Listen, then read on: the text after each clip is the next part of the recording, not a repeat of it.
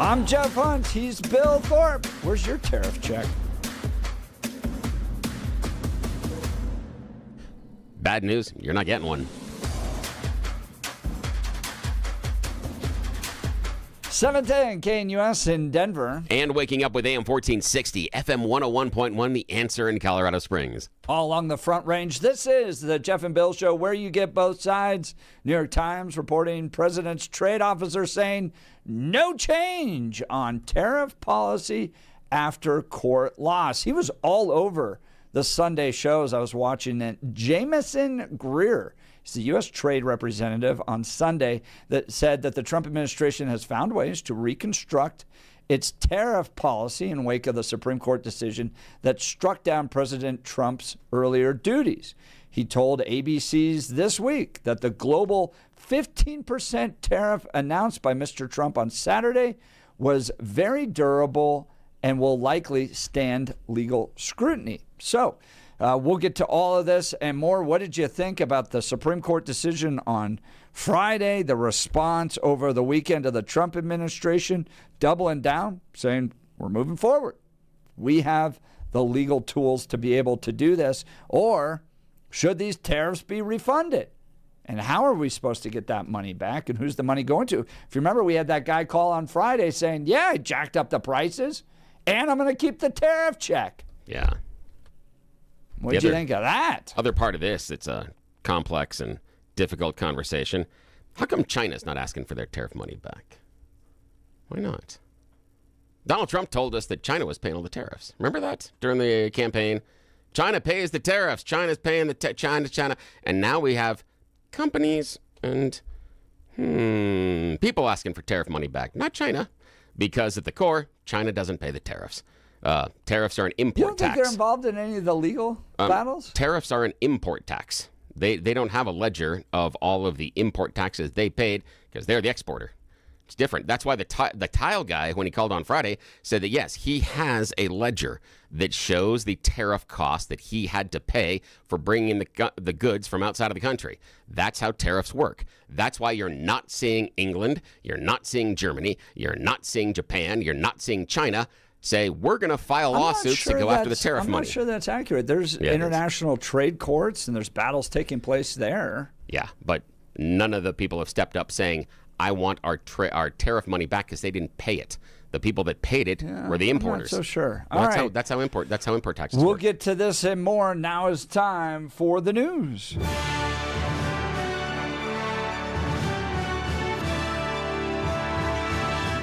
Blake Olson, news and comment. Hey, good Monday morning. 29 and sunny in Denver, 31 in the Springs, expecting highs in the mid-60s today. News sponsored by Pastor Camp Heating and Air Conditioning. For a new home heating and cooling system, contact your Lennox dealer, Pastor Camp Heating and Air Conditioning at pastorcamp.com. Conditions apply. See dealer for details. Our top story, in case you didn't see it yesterday, the U.S. men's hockey team facing Canada in the gold medal game on Sunday goes to overtime, tied at 1. Now Jack Hughes pokes it around McCarr. United States with numbers. Back across it comes. Jack Hughes wins it. The golden goal for the United States. For the first time since the 1980 miracle, the United States takes the gold. Jack Hughes beating Jordan Bennington. Wow, 2-1 in overtime. Hughes with that game-winning goal in the extra period. Now, I got to ask you this, gentlemen. Yeah. Was yesterday as big a moment as the Miracle on Ice? No. That's easy. No, not even close. No. Yeah. No, not even agree. Close. No. It was a great moment yesterday, but it wasn't bigger than the Miracle on Ice. And it's not bigger than the Miracle on Ice for several layers. First, the Cold War. Ding. That we are playing, it says CCCP on those jerseys. Not Russia, not Canada, Doesn't have a cute little leafy thing on there. And it had the sickle and hammer on there. It is the Cold War. And at the time, Russia was a hockey machine. We had guys that weren't pros, that were scrubs, that were pub team players, that all came together. And at the time, the Russian mechanism for their Olympic teams was more of a large-scale business than it was about athletic competition. And their hockey players were among the best on the planet. If you saw a hockey player that had way too many consonants and his name ended in a V, you were like, crap, he's going to be really good. And so that's it. That's why the Miracle on Ice, because it is so unexpected and because it is a victory over our Cold War enemies. This is a great victory over the people that always like to say they own hockey. And now we took it from them. That's wonderful. That's fantastic. This is a great win. Yeah, and as you mentioned, it was pros versus amateurs versus college. It was our college players, best college players, against the most well-funded professional hockey organization in the world that just dominated. And by the way, as we all know, I mean, most of us know, that win was a semifinal victory. They had to beat Finland in order to win the gold. So, and they were up against Finland after they beat USSR. I mean, it was just one of those things that you thought you would never see. Yeah, never see it again, especially from the Americans. It was a great win, but it's not the Miracle on Ice because we vanquished the country that at the time was threatening us with absolute destruction. I mean, there's Khrushchev taking his shoe off and pounding it on the dais. We will bury you. Yeah. Yes. So after that, yeah. That's why the Miracle on Ice, it, for me, sits a little bit above this one. And we all knew that if they didn't beat the U.S., they would bury their own players. Yes. I mean, this is what it was. It was life or death. It still is for a lot of countries. But I'm not going to say this was as big as the U.S. If the U.S. were to ever win a World Cup, it would be that type of thing. But it was close. It was close. Very close. So, but a great moment yesterday. I mean, it's just absolutely crazy. The emotion and the patriotism and everything involved. I mean, the locker room was amazing. Here's the president of the United States. And by the way, fan of the show and hockey, mega fan, Dan Wu, state representative, texted in to let us know that the team had found out that Kash Patel was in the audience and had invited him in to the locker room. So it wasn't like Cash just like crashed. They did invite him in. He didn't crash. No crash from Cash. But he shows up and the President of the United States calls. Now, I need to set the tone here. The cans that you hear opening are beer cans. Like these are, look, we've been in such a point in this country where you feel like you have to apologize all the time for everything. To have a bunch of 20-year-old boys having the time of their lives, winning the gold medals, popping open some beer, getting a call from the President of the United States. Like, these are just some good old boys having a great time. Here they are, getting a call from the President. Watch 1 minute. 1 minute. And by the way, you goalie played not bad. Howie, say hi to him. How you doing, Don? I have seen hockey. Then he goes on to invite him to the State of the Union. How's it going, Not bad. What are you talking about? The guy stood on his head. What? Not bad. That's funny. Hey, Don. Now, what do y'all think of the overtime, the 3-on-3 thing? Because that was kind of a surprise to a lot of people that the overtime, and it's difficult for me being an international soccer fan because they're going with the golden goal, which I've never really liked because it doesn't give you a chance to kind of, rectify and finish out that particular period and trying to gain an equalizer, which I think can be a lot more fun playing from behind. But I understand the immense joy because I functioned under a golden goal system for a lot of years coming up in soccer. So I understand the joy and how it happens and the absolute crushing defeat on the other side. So I'm not going to I'm not going to be the hill that I would die on. I'd like to see it keep going and give people another chance to go back and forth and maybe put 2 or 3 on them. But I understand why the golden goal exists. But what about that 3-on-3 thing that we saw? What'd you guys think of that in the overtime?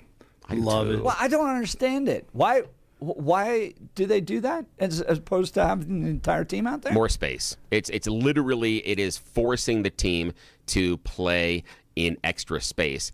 And it prevents, okay, this is the deal. It prevents what Going happens on in forever. soccer. Yeah, it prevents what happens in soccer, which is we will just play for a shootout. Now, they're not doing shootouts. In Olympic overtime, there are no shootouts. Right. But inside of soccer, there's a point in the overtime where you stop trying to even score. It's just like, all we're going to do is play defense. We're going to line everybody up in front of the goal, and we're going to stand here, and y'all aren't going to be able to score, and then we'll take our chances going 1-for-1 on shootouts.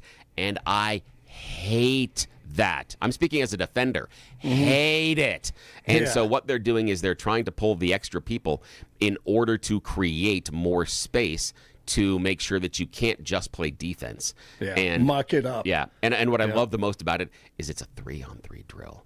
Kids, that's basic triangles. Right. When you're first learning team sports, especially soccer, hockey, basketball, that triangle is the savior. If you know how to really watch hockey and you know how to really watch soccer, you can watch those triangles form on the ice in beautiful precision because everybody knows where they're supposed to be. And so this to me is going back to when you were skating as like maybe a 4th or 5th grader and you had to do the 3-on-3 drills and the team that lost was the one that had to do extra laps. That's what this brings me back to. This is a point in which you have to enjoy playing the game as a kid again. I have an idea. Yeah. Let's just trot out a real tiny little guy who can kick a ball through a goal, and then the game can be done that way. Well, what we'd have to do is you have to put some sort of when they do those like shots for charity, you'd have to put that. You put like some sort of wall thing with a little tiny hole in front of the goal, and then you get the midget person to come out there, and they get out there, and then they get to shoot. Whatever it is, however we do it. Even if we have to put a blindfold on them and spin them around 3 times, and then the crowd can yell at them, no, left, right, whatever it is. Okay, sure, I can go for that. These guys are so young. I was looking up, Jack Hughes is like 22, 24. Something like that. Just signed a multi-year $1 million deal with the NHL team he plays for, I think, which is New Jersey, right? So, I don't. Maybe it's just I'm getting older. I'm looking at them. They're just like, these are kids, and they're having the time of their lives. Yeah, no doubt. And they love this country. Thank God for that. Yeah, right. Absolutely. When Jack's sitting there with half a tooth and a bloody mouth. And his first interview is about how much he loves America. We're so back. It's awesome. I hope you are correct. I hope and pray. Here they are in the locker room. Actually, just outside the locker room, the goalie starts chanting, and then Jack comes in there. USA! USA! USA! Obviously, so many people. Everyone in this room has helped us so much get to this point. We're champions for a lifetime. We're so proud to be here. We're so proud to be American. That's awesome. So big win, historic victory how do you think for Team Canada's USA doing this morning? They've lost both the men and women's, and they've got their socialism. And they still bow to the king. Collective socialism. But some of them were whining. I mean, there were some NHL players on the Canada side, Nathan McKinnon being one of them. Total sour grapes. Lots of whining. Lots of whining coming from their side. They'll all become Americans eventually anyway. After they're done playing in the NHL, they'll just stay here and become citizens. So, I mean, if you look at it, in 1980, you didn't have NHL organizations in Florida. Now there are 2, Tennessee, Texas, Arizona, Colorado. We had the Rockies, which moved to New Jersey, back to the Devils. But the furthest southern hockey organization was L.A. I think the Kings had, been playing there for a few years. But the culture of hockey now in the United States is big all over the country, not just in Michigan and North Dakota and Minnesota and the Northeast. So the culture of hockey is extremely healthy in America. And who knows, maybe we go Did on you see some big runs the now. guy that does the really funny impressions of Trump? Did his impression of Trump in light of America's victory No, the other I day, didn't- and he I goes, didn't see that. he goes, "Snow Mexico." I call Canada Snow Mexico, and I called the Prime Minister, and she's very angry. Mark Carney is not a girl, but That's awesome. Farash or Farage, whatever his name. yeah, Snow Mexico is angry, and she's not happy up there. I love it. I love it. Well, speaking of Mexico, tourists are stranded in Mexico as violence erupts in the state of Jalisco, forcing the cancellation of more than 130 flights Sunday. Some Colorado residents, including Denverite Scott Poliskin, says that he and his friends were trying to go snorkeling in Puerto Vallarta when fighting between the Mexican army and Jalisco New Generation cartel broke out over the weekend. You can see the town of Puerto Vallarta basically like burning in the distance. So we don't know when we're going to be able to go home.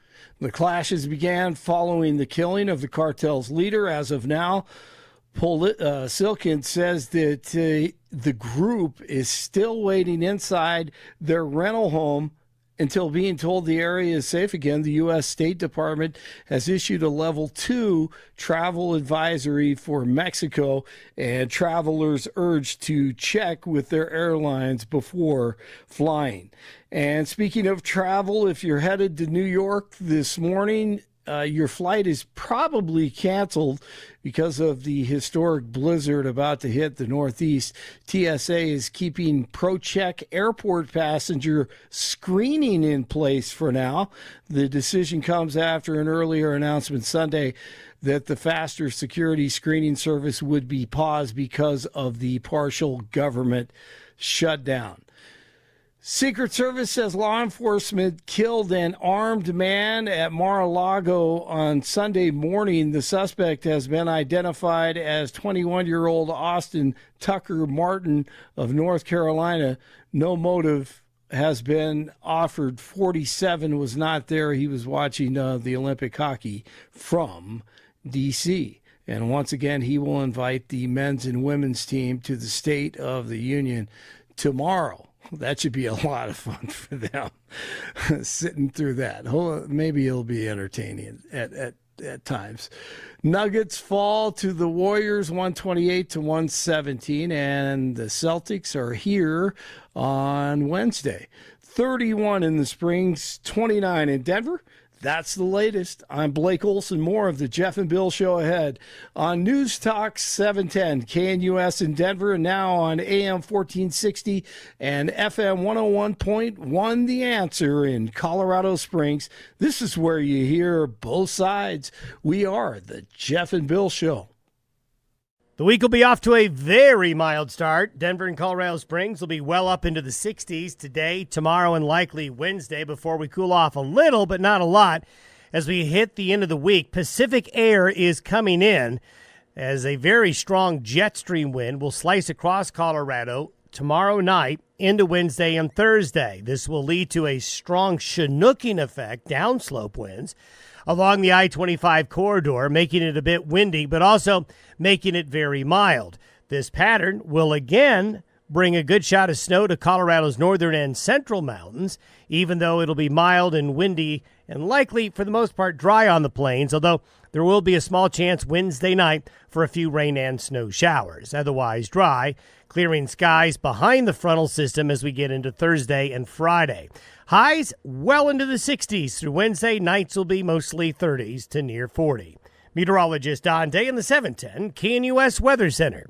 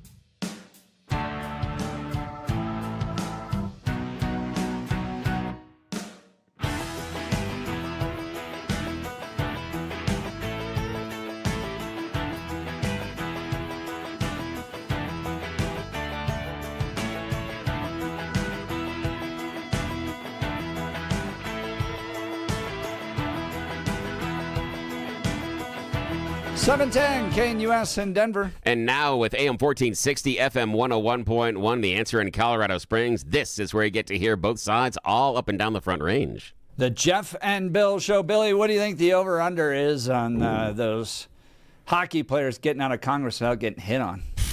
By either side. Everybody is going to. And you're like, hi, how you doing?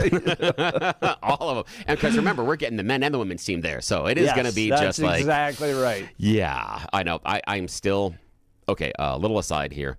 I'm still reminded over, I think it's the last. God, is it the Patriots win or is it the St. Louis Rams win in the Super Bowl? One of the past two, when I think it's Julian Edelman. Takes a awkward selfie the morning after of himself in bed with some nice woman I'm sure he met at like 10 o'clock the night before. Yeah, I'm still reminded of that. So, yes, every one of those hockey players is going to have a, how you doing? What you doing? You know? And the ones that are walking up to them and not hitting on them are going to be like, I've got a really cute daughter. My grandson. Set him up. Exactly. Well, at least there's no Joe Biden to sniff anybody. Nice one. Speaking of awkward really encounters, Bill, this is a true story. Yeah. Do you remember Joe Wilson? Do you remember that name? Joe Wilson. During the State of the Union by Barack Obama 2009 yells, "Oh, you lie! You lie." I do remember that. All right. Yes. It was totally random. I was representing persecuted Christians on Capitol Hill. Yeah.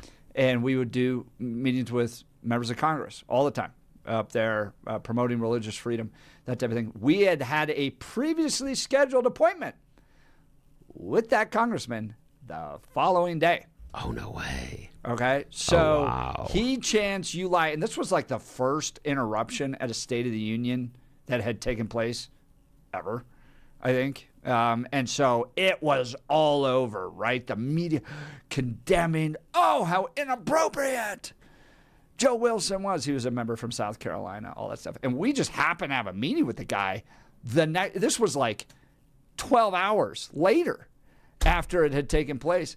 And so we're meeting with his staff, and then he opens the door and was so eager to take pictures with people that's to great. try to offset the awkwardness of the entire national news media condemning you, right? Could you imagine that?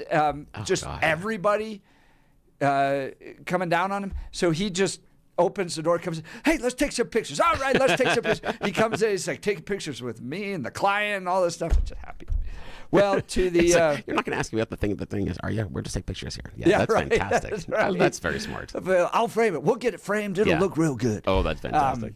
To all the hockey players out there, just be careful. Just be careful. There's some cougars in that However, congressional delegation. Given their financial standing and stuff, I'm just saying, if that, I'm not going to begrudge any one of you, either on the women or the men's team, if that's what you want to do. There are more than enough spouses in and around D.C. that are already playing that game. If you want to, if that's your path forward, all right, high five. Go for it. Oh, man, I could just imagine. There's been some, I know. And it's so much more fun with Trump. Do you remember that...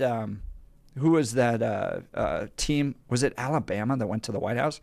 And they all get served McDonald's and they're all dancing in front. Oh, yeah. Yes. So much fun. Although for me, if I go to the White House and they serve McDonald's, I am ticked. Because I can get McDonald's any day of the week. I want something coming out of that White House kitchen. Something good that chef has done. You serve me what I can roll through in my car for a couple of bucks, and I am disappointed in what you're doing for me. That's just me personally. I'm like, if I'm going to the White House, serve up some stuff here, man. Let's do something in style. Well, speaking up serving, Trump's serving up 15% global tariffs. Yummy.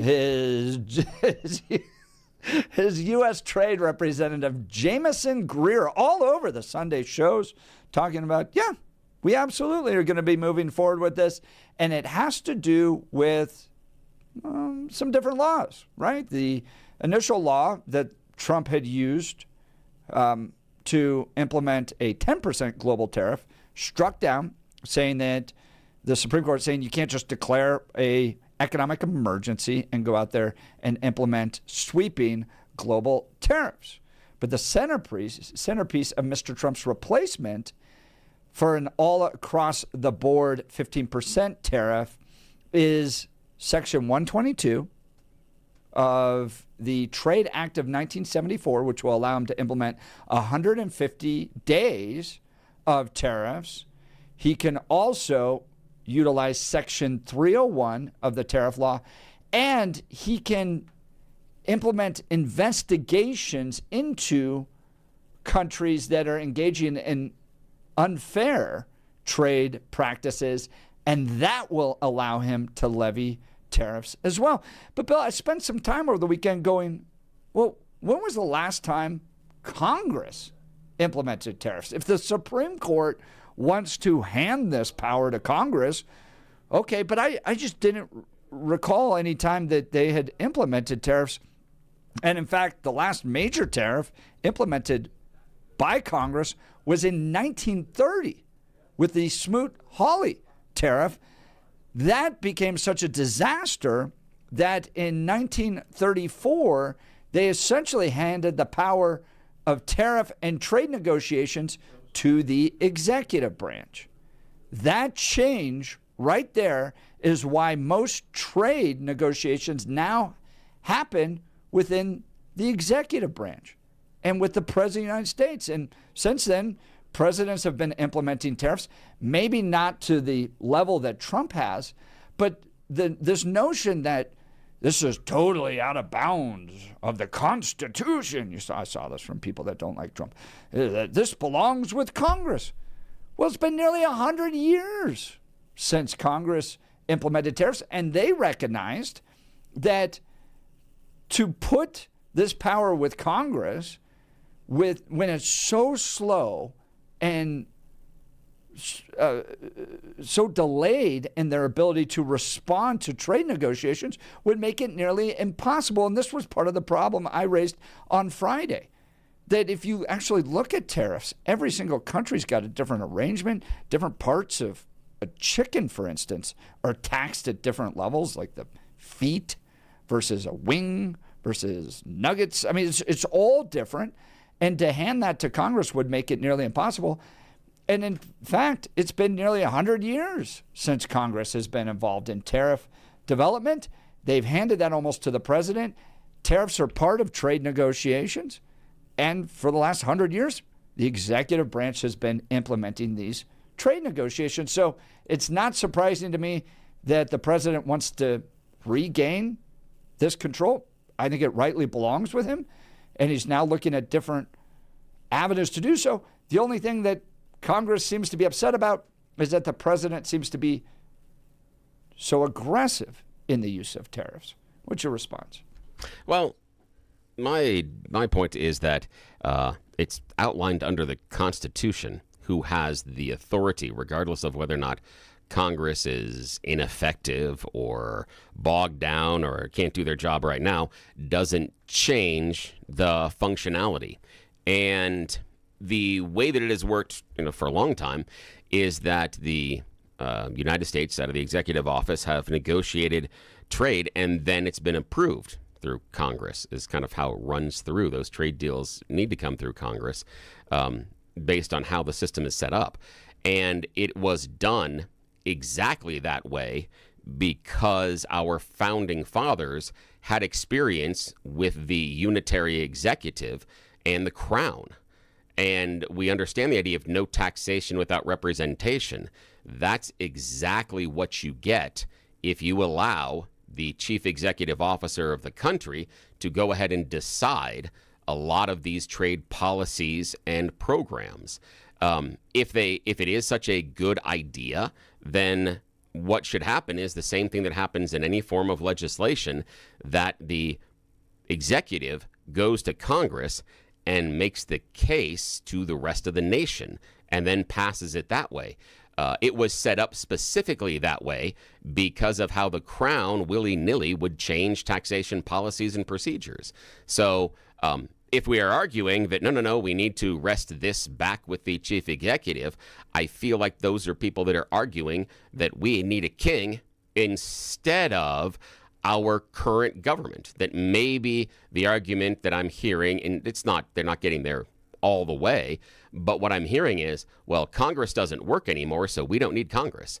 And if that's the case, that Congress has become ineffectual and just needs to be a rubber stamp for whatever the executive wishes to do, if that's how we think this country should function, then we're Russia, because that's what the Duma does for Putin. Well, then we've been Russia for 100 years. It's been 1934 with the Reciprocal Trade Act, 1962 Trade Expansion Act, and the 1974 Trade Act that essentially put this power with the executive branch.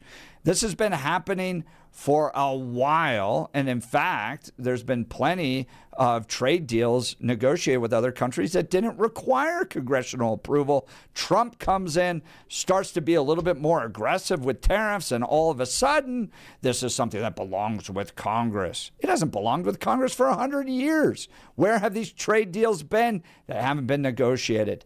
And I think Trump's right to move forward. Feel free to join the conversation. What do you think? Give us a call, 303-696-1971. Where does the power to negotiate trade deals, particularly the tool of tariffs, belong? The executive or the legislative branch? 303-696-1971. Text us on the Dan Caplis Law Text line at 720-819-5115. We'll continue. Let's talk Black Eyed Pea of Colorado, locally owned and operated by Steve and Michelle. My whole family absolutely loves this restaurant. I know yours will as well. Now with 9 locations, there's sure to be one near you. They recently opened in Fort Collins. You can visit them at 807 East Harmony Road. This is an absolutely beautiful restaurant. This is the restaurant you want to take the whole family to. The Black Eyed Pea, home-style cooking, worth going out for. They make everything from scratch. Slow-cooked pot roasted meatloaf, chicken fried steak and chicken tenderloins, grilled salmon, grilled and fried shrimp, roasted turkey breast and glazed ham. They've got daily specials and senior discounts. The Black Eyed Pea has what your family is hungry for. Black Eyed Pea also does catering. Your dinner party, rehearsal dinner, wedding reception, or company event will be a success when you look to the Black Eyed Pea. And I'm telling you, I love everything about this restaurant. Keep it in Colorado. Visit the Black Eyed Pea near you. BlackEyedPeaColorado.com. That's BlackEyedPeaColorado.com. More of the Jeff and Bill Show to come. You're listening to the Jeff and Bill Show on 710 KNUS in Denver. And on AM 1460, FM 101.1, The Answer in Colorado Springs. This is where you get to hear both sides, and we're going to fight about tariffs. We'll be right back. This is the Jeff and Bill Show.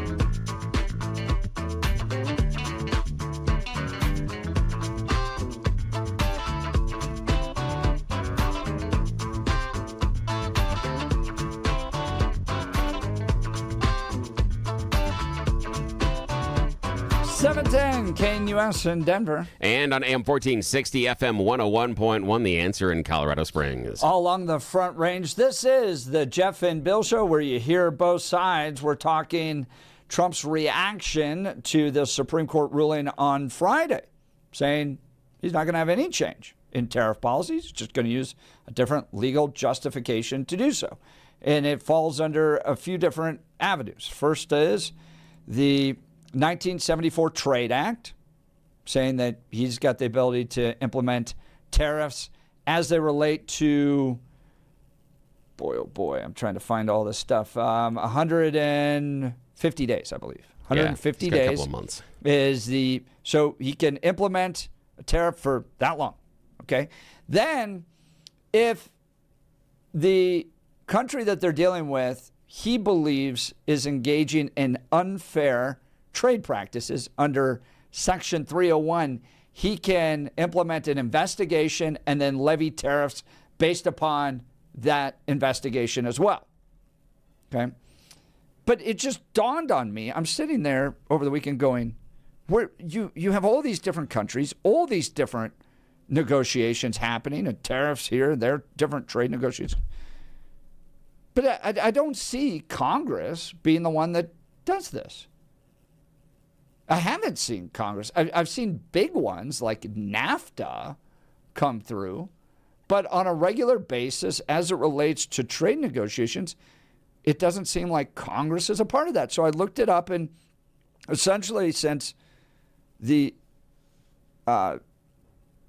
Smoot-Hawley bill of 1930, Congress really hasn't been in the business of levying tariffs, in part because it takes forever to either implement or withdraw those tariffs. And that was part of the problem with the Smoot-Hawley bill, is that when they wanted to change and adjust those tariffs, they had to go right back into Congress with 435 people in the House and 100 in the Senate, and to get them to all agree. And it was just taking too long. So in 1934, with the Reciprocal Trade Act, they essentially handed that power to the executive branch. Now, it was the power to negotiate trade agreements. Okay? Tariffs are part of the trade agreements. So, in my mind, this does exist with the executive. We've been operating the last 100 years like this. What they don't like is that Trump is so aggressive with the tariffs. That's generally pretty new for a president. Obama, he still was doing trade deals. Same with Biden, but they weren't as aggressive on the tariffs. That's where it seems to me to be the problem.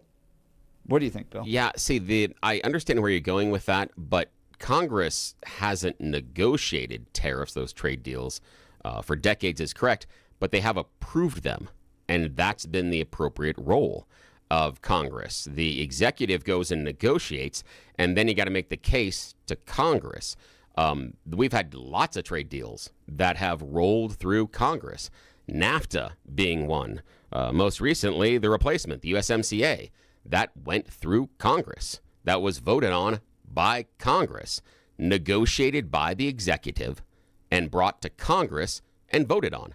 That's the process and procedure. Not that Trump, based on whether or not someone in another country makes him mad or runs an advertisement he doesn't like, that then he gets to change the rules of trade with that country. That's why this system is set up specifically for that. It is set up specifically to prevent exactly what you're describing as aggressive trade negotiations and aggressive tariffs from the executive. That's why the system is set up for exactly this reason, is because our tariffs and our trade negotiations should not be, never should be, and weren't designed to be based on the emotional whims of one man. That's outlined in the Supreme Court decision.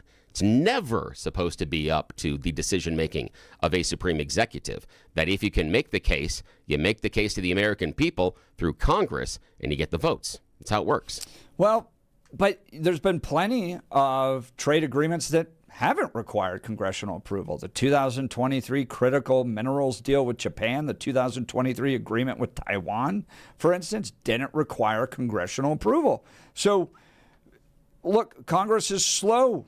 It can't respond to what I see as a form of foreign power negotiations, foreign country negotiations. Tariffs have not just to do with trade, but for instance, look at Trump's use of tariffs to try to get Mexico to deal with the cartel issues, right? This is how our country negotiates with other foreign powers. And so that belongs with the executive branch. What do you believe? Give us a call, 303-696-1971. Text us on the Dan Caplis Law Text line at 720-819-5115. Does the power to levy tariffs belong exclusively with the legislative branch and Congress because it's a tax? Or is it part of foreign policy negotiations and therefore belongs with the executive branch, or maybe a little bit of both?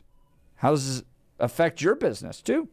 What are you going to do moving forward? 303-696-1971. Text us at 720-819-5115. Folks, let's talk Dan Caplis and Dan Caplis Law. Dan suggests that you should choose a lawyer who shares your values because who you choose to represent you in an injury case says a lot about you to everyone involved in the case. Dan Caplis, the son of a police officer and a former seminarian who's dedicated the last 40 years of his life to helping people who've been hurt in serious motor vehicle crashes. Dan is believed to be the only lawyer in Colorado history to win 5 straight multi-million-dollar verdicts in Colorado crash cases. Dan is also believed to have won the largest truck crash verdict in Colorado history. Dan Caplis Law is the official law firm partner of the Denver Nuggets and the Colorado Avalanche. Dan Caplis Law, a serious firm for serious cases. Dan accepts righteous injury cases on a percentage fee basis so that he can represent good people from all walks of life without regard to ability to pay. So if you need Dan's help, give him a call. Here's the phone number, 303-770-5551, 303-770-5551, or hit dancaplisLaw.com. That's Dan, C-A-P-L-I-S Law.com. We'll continue more of the Jeff and Bill Show to come. You're listening to us on 710 KNUS in Denver. Along with AM 1460, FM 101.1, The Answer in Colorado Springs. This is where you get to hear both sides. We got Brian coming up next. This is the Jeff and Bill Show.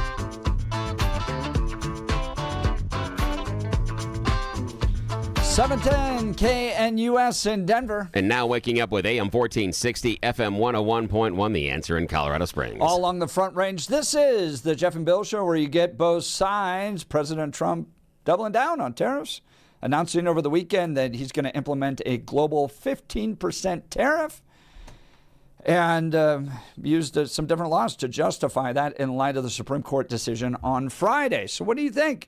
Good move? Do you appreciate what Trump's doing with regards to tariffs, or should he pay him back? Supreme Court wasn't really clear on how that's going to happen either. So what is going to happen moving forward? Let's go to the phone lines. Brian in Arvada. Good morning, Brian. You're on with Jeff and Bill. Yeah, morning. Hey, morning, Jeff and Bill. Hey, I guarantee you they're going to pay the companies back, because I'll tell you why.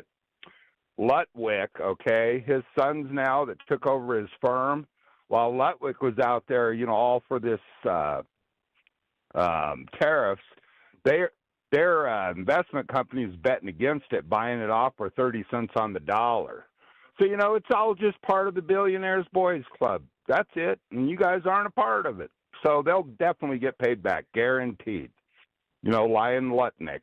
Now, Brian, I was hesitant to think that they would go ahead and throw money at the corporations on Friday, because I thought that politically it would be a much better boon to Donald Trump and the administration to be sending out that check that he has promised Americans for months and months and months now. First it was the Doge check, then it was the tariff check.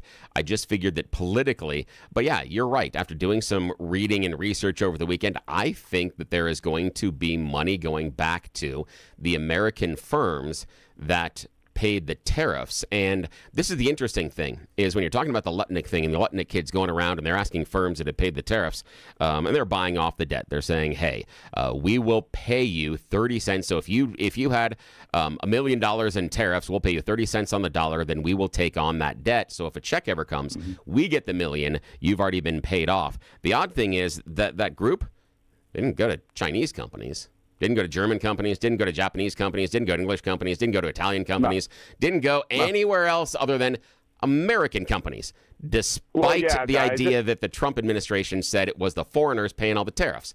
But when they were looking to get the tariff thing, they all went to American companies. I hate to interrupt a good conspiracy. The Billionaires Boys Club, guys. Hold on. If you think Trump's looking out for the little guy, you're kidding yourself. Well, he's going to make a lot of money. That Lion Lutnick, who, Epstein's little buddy, he's going to be making a lot of money. Yeah, and he could. And there are some questions, Brian, about the veracity of that reporting, because I know the group has come out and said they didn't. Yes, we'll see. That's exactly right. The spokesperson for the company where Lutnick's kids apparently work has never executed any transaction or taken risk on the legality of tariffs. Any report suggesting otherwise is completely false. So we'll see. We'll see how the Thales falls. Wait and see what happens. I would stake my money on it. They're going to get that. I mean, come on. This guy's always lurking around. He's like Trump's handler. I mean, it's ridiculous. And then the guy outright lies. Trump, on the last press meeting or whatever he had, has the guy standing right next to him. Don't even get rid of him after this guy is so virtual. And he just lies. It's all part of the club, guys. Sorry, American people, you're we'll not. have to see. Appreciate the call. Yeah, Thanks, and we're gonna keep an eye Arvada. on that. I am curious about that Lutnick thing. I saw the story come out late last week, and then watched it bubble up over the weekend. And there is some pushback from the company. But I've heard a lot of pushback from lots of companies about no, we're not doing this. They actually have. I'm not saying that Lutnick's kids are or are not going out there. The one thing I thought was interesting in the reporting, whether it's true or not based on them doing it, was focused on them going to American companies, not going to the international companies. That was the part that stuck out for me, is they weren't going to China asking to buy off all the money they paid in tariffs, because they didn't. That was the part that I thought was interesting. Was that economic truth? I don't think the money's going back. I think it'll get caught up. I think it'll take a long time, but I mean, that's billions of dollars. Yeah, and here's the thing, though, and that was the argument that Brett Kavanaugh was making. It's billions of dollars. This is too hard. So what I'm hearing from our judiciary is, if I am able to just steal enough money that it's too hard to give it back, I got to keep it. That's what I'm hearing. That if I do something illegal and I do it at a grand enough scale where it is too difficult to put the money back where it should be with the people that actually should have it, I get to keep it. That's a really interesting judicial idea. I don't think that's the argument. I think the argument is that the president does have the power to levy tariffs in trade negotiations. There's different laws that implement that, and then you're going to get into this and that back and forth with regards to damages and who can pay and all that stuff. So making it clear who gets paid back is the complexity here, not just that it's hard, but that in many cases, I think you can make a very clear argument that the president has the ability to levy tariffs as part of his trade negotiations. So feel free to give us a call. By himself, he has to go through Congress. He can, but he doesn't have Not it. true. He's not a king. He can't do it on his own. There's plenty of trade examples of that. no, I just read them. No. 2023 critical minerals deal with Japan. 2023 agreement with Taiwan. Those didn't require congressional approval, and we're not sending tariff money back to Japan and Taiwan in light of those. But are the critical minerals deal, does that have to do with tariffs, which is a taxation? If it's just a minerals deal on how we're going back and forth and arranging things, that's okay. That's a different thing. It's been 100 different years since tariffs. Congress was implementing that's tariffs. different than tariffs. Show me where the tariff is in the critical minerals deal. Show me where that tariff is. Feel free to give us a call. Join the conversation. The debate will continue. Plus, we got folks from Ashbaugh Center for Therapy joining us live in studio to talk to us about how they can improve your life via some great, high-quality physical therapy. You're not going to want to miss it. You're listening to the Jeff and Bill Show, News Talk 710, KNUS in Denver. And now waking up in the Springs with AM 1460, FM 101.1, The Answer. This is where you get to hear both sides up and down the Front Range. We are the Jeff and Bill Show.